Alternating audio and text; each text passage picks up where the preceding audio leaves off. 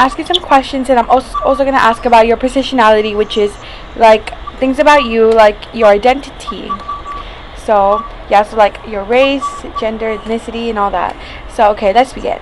So why do you think police are loved by some and hated by others? I feel like police are loved by some because it depends on how they were raised. Like some people were raised to by their parents be like, oh, be respectful. They do this, this, and this. You should be great. And then also, I think experience can lead to some people loving police. Like, let's say that person had a bad stigma, like, oh, police are bad and whatnot. But then, like, let's say they call the police for a domestic violence call, and the police are very helpful and compassionate toward them, or in a wreck, the police are they find out the police can be very compassionate and whatnot. I feel like that can lead people to start loving the police. But I feel like a lot of the negativity that comes from the police is one. Historically, police got a bad rap because there were cops that were doing bad things, and because there was less things to hold cops accountable, like body cameras and mainly body cameras. They would get away with a lot of this stuff, and nobody would believe these people. So I think that stigma is passed down through generations. And secondly, I feel like because there are still some bad apples within police departments, these people must, they get the ones that do the bad stuff, and it causes them to form a hatred for the police in general, because they must think, why is this cop getting away with it? What else are the other cops getting away with it too? So I feel like that's where the love-hate relationship between society and the police comes from. Thank you. Before I continue, what is your personality? So like your race, gender, identity, and all of that. I am a straight white male, and I actually like. Yes. Yes. Sorry, can you repeat that again? It cut off. Okay, sorry. I'm straight, and I'm a white, and I'm a male.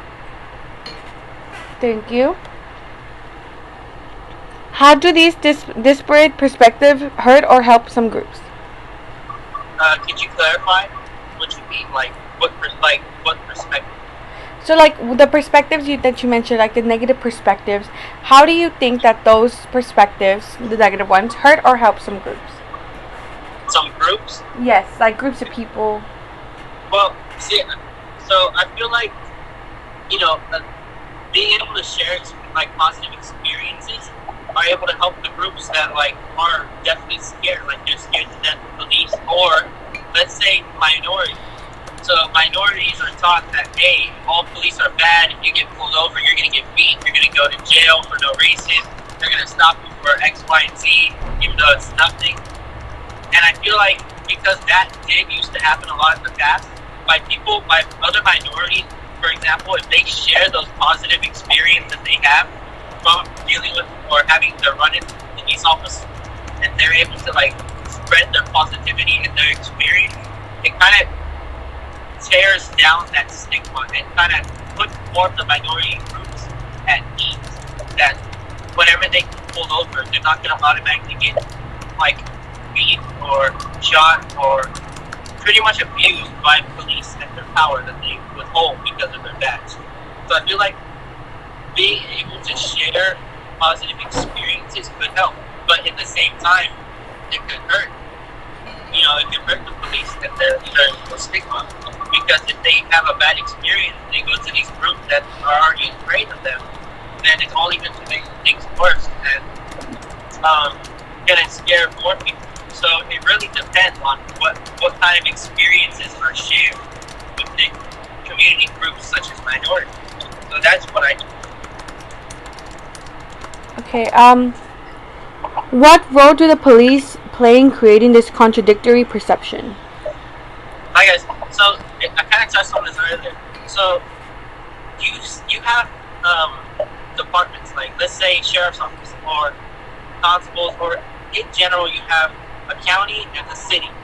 Both the city and the county are trying to make the public relations better between police and citizens. Their interactions, they want to make sure that it goes smoothly and that everything is done by the book and there is no foul play or any funny business. That's why they try to hold the police accountable. But cops, what they, the police departments haven't worked out the kinks. Some cops, some of them will find the loopholes, such as, oh, I forgot my body camera, I forgot to turn it on, or hey, I forgot to do this, and pretty much bypass the measures put in place by their police departments and help build those relations and the trust within their own department between the citizens and the police. And I feel like that's how cops are, like, it can be contradictory, because if their city or if their department is trying or actively trying to better relations, and these cops or some of these cops feel as if they need to go behind their department's back to do something, then it contradicts the whole building trust thing. So I feel like that's how it can contradict. Thank you. And the next questions are going to go hand in hand, so you can just answer. I'm just going to tell them to you together, and you can answer them as a whole, like answer one, like have one response for these two, since they're the same thing basically. The first question is how we can work to ease tension and ultimately build trust between communities and police, and the second one is what are some potential solutions to lessen or eliminate these problems. Okay, so the first one is it's very obvious. I feel like, if a cop does something bad, or if they're accused of something funny, like doing some funny business, and they have irrefutable proof that they should be punished or disciplined with equal magnitude severity to the crime that they created, or in some cases they should be, punished with more, so that they're held accountable and they can learn that they can't get away with stuff, because for every action has a consequence. And some things that they can do is, like, they can enforce it more strict. If your camera's off, then hey, that's a day without pay. You should have made sure.